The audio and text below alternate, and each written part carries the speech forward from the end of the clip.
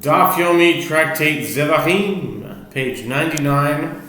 This is my first daf back on X after about a 10-day hiatus, 11-day hiatus, where I was on Facebook. But anyways, I'm back on X now for the time being. We'll see what happens. Zevachim 99,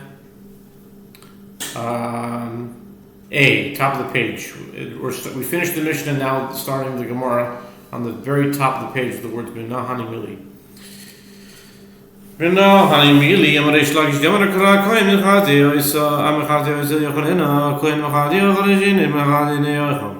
The Mishnah teaches that a priest who is unfit for the temple service does not receive a share of the sacrificial meat.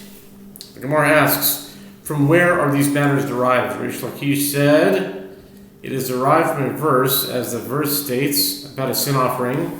The priest who effects atonement shall eat it, in a sacred place shall it be eaten. In the court of the tent of meeting, Leviticus 6:19. This teaches that only a priest who effects atonement by performing the rites of the offering shall partake of its meat, but a priest who does not effect atonement does not partake of its meat. Uchlalahu v'harei mishamra kuladin mechata'in v'ochlin ra'ui lechitui kamrinan. The Gemara challenges, and is this an established principle? But there are all the priests of the priestly watch of that week in the temple who do not effect atonement for that offering, because the blood of a specific sin offering is presented by just one priest, and yet they all partake of its meat. The Gemara explains, we mean to say that any priest who is fit for effecting atonement may partake of it, even one who did not participate in the service.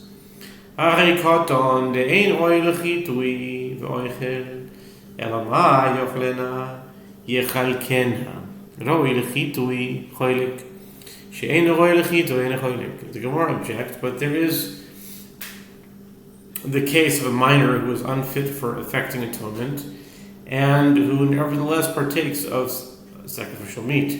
The Gemara explains, rather, what is meant by the term shall eat it, it means that he shall receive a share of it. The halacha is, therefore, that a priest who is fit for effecting atonement receives a share of the meat, but a priest who is unfit for effecting atonement does not receive a share of the meat. Minors do not receive a share, though they may partake of meat given to them by others. הרי בלמום אינו רואה לחיטוי וחולק, בלמום רחמנא רביו. The Gemara objects, but there is a blemished priest who is unfit for effecting atonement, and yet he receives a share of its meat. The Gemara replies, the merciful one included a blemished priest as an exception, as the verse that states, every male among the priests shall eat it. Leviticus 6:22 serves to include a blemished priest. Okay. The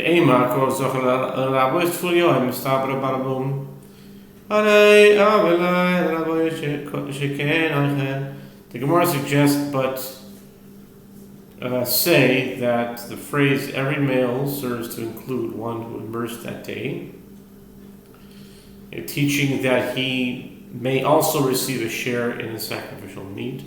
Why should it be understood as referring specifically to a blemished priest?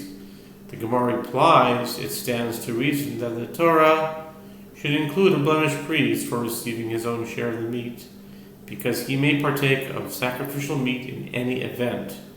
By contrast, one who immersed that day is impure and may not touch or partake of sacrificial meat.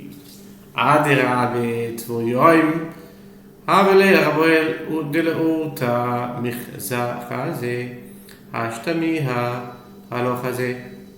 The Gemara rejects this. On the contrary, the Torah should include one who immersed that day, because unlike a blemished priest in the evening, he will be fit to perform the service. The Gemara replies, now, in any event, the one who immersed himself is not fit. Rav Yosef Amar, Mechdi ma yochalena yichalkena. Bichtov Rahman yichalkena ma yochalena. Rav Yosef said another explanation. Now, what is meant by the term shall eat it?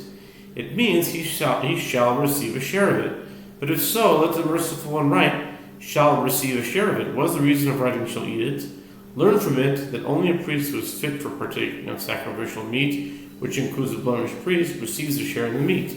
But a priest who is not fit for partaking of sacrificial meat, for example, one who is immersed that day, does not receive a share in the meat. Reish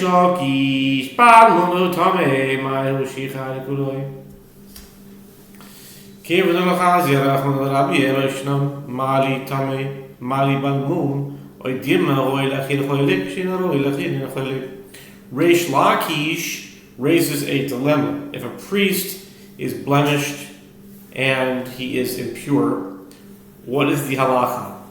Must the other priests give him a share of the meat?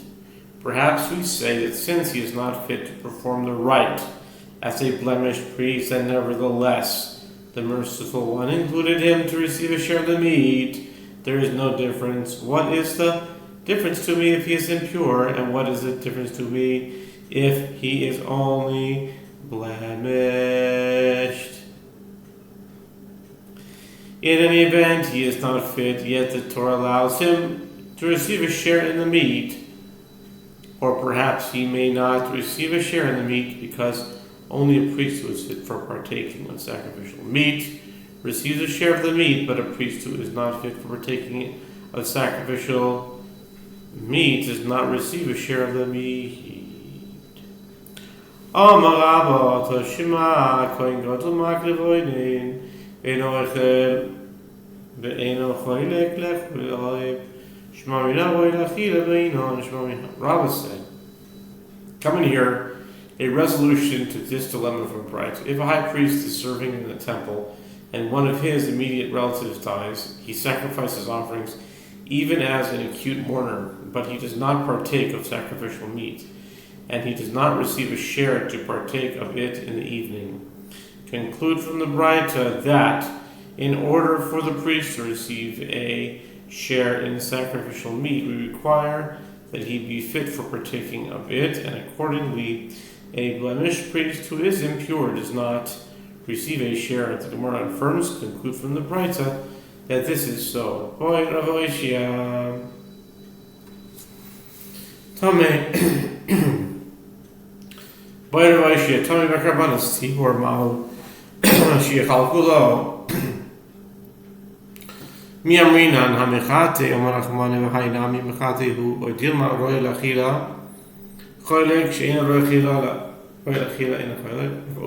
Yehoshua raises a dilemma. If a priest who is impure, then in the case of communal offerings, which may be offered by an impure priest, what is the halakha? Do other priests give him a share of the meat so that he may partake of it in the evening when he becomes pure? Do we say that the merciful one states the priest who effects atonement, and therefore any priest who is fit for effecting atonement receives a share, as derived earlier, and this priest is also one who may effect atonement, since this is a communal offering, or perhaps he may not, due to the principle that only a priest who is fit for partaking of sacrificial meat receives a share of the meat, but a priest who is unfit for partaking of sacrificial meat does not receive a share.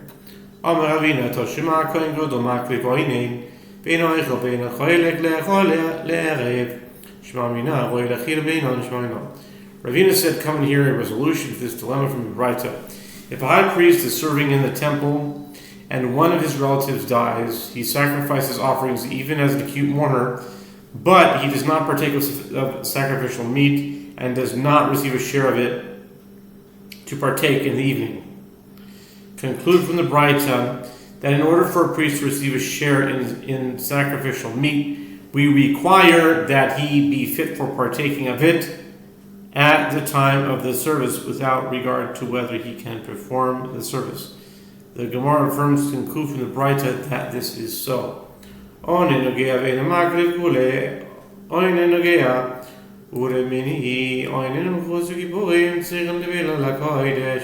The Mishnah teaches a priest who is an acute mourner is permitted to touch sacrificial meat, but he may not sacrifice offerings. The Gemara asks, is it in fact permitted for an acute mourner to touch sacrificial meat?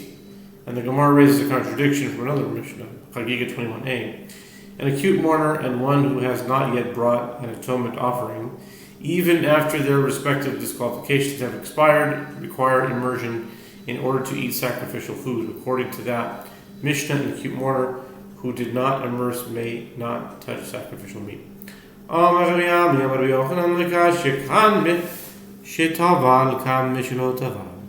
Ami said that Rabbi Yochanan said, this is not difficult. Here, the ruling of the Mishnah is stated with regard to a case where the mourner immersed during his day of acute mourning. This is why he is permitted to touch the sacrificial meat. There, the ruling of the Mishnah in Tractate Chagiga is stated with regard to a case where the mourner did not immerse. The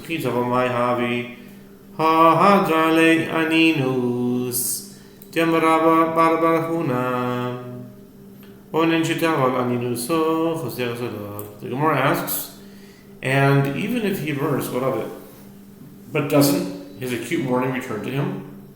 As Rabbah, son of Rav Huna, says, in the case of an acute mourner who immersed during his day of acute mourning, his acute mourning returns to him. Lo kashi the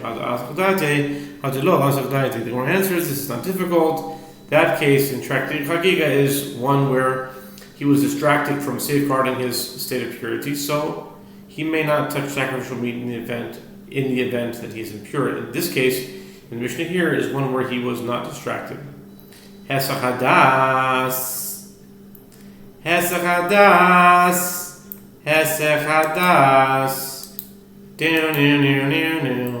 What's the Gematria Hesachadas? I'll tell you. I'm glad you asked. 562 Hesachadas. Very nice. Not Basha 396. Hesachadas, which means distraction. Hesachadas dish yushvi by Dam Rabbi Yostai. Rabbi Yostai.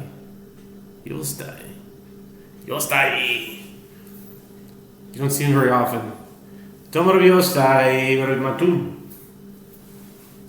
Rabbi Yostai, Rabbi Matun. Does he ever show up? Rabbi Yostai, Rabbi Yostai, Rabbi Matun. Is he anywhere? I want to find it. Let's see here.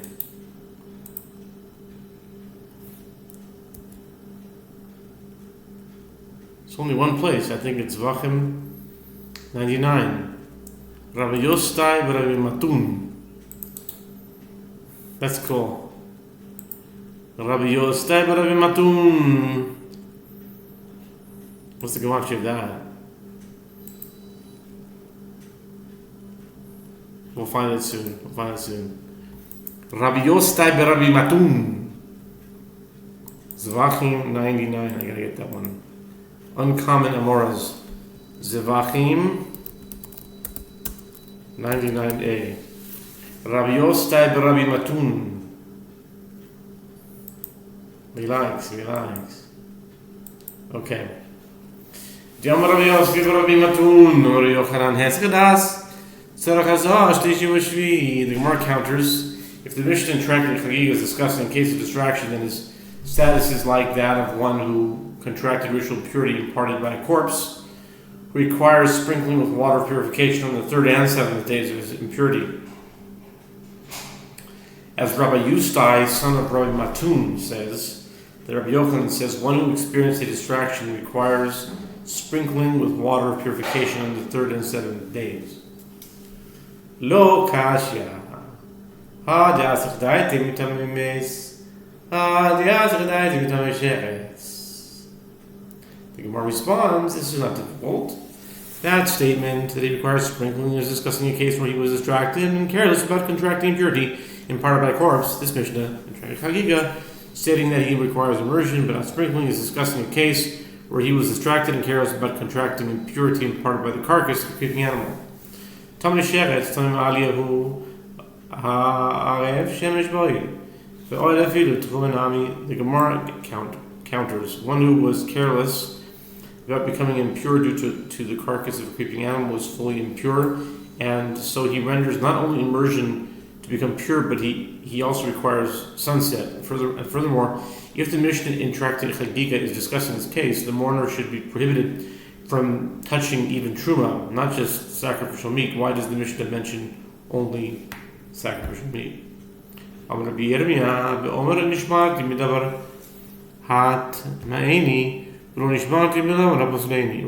said, the Mishnah is discussing a case where he says, I safeguarded myself from anything that would render me impure, so I'm certain that I did not contract impurity that requires waiting until sunset. But I did not safeguard myself from anything that would render me unfit for touching sacrificial meat. The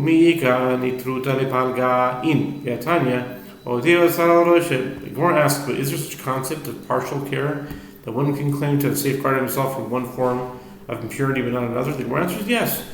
As a matter of fact, there is. As is Tana Braita, if one was carrying a basket and the basket was still on his head. We'll stop here. This is, we'll go on to 99b and we'll finish the idea. 99b top.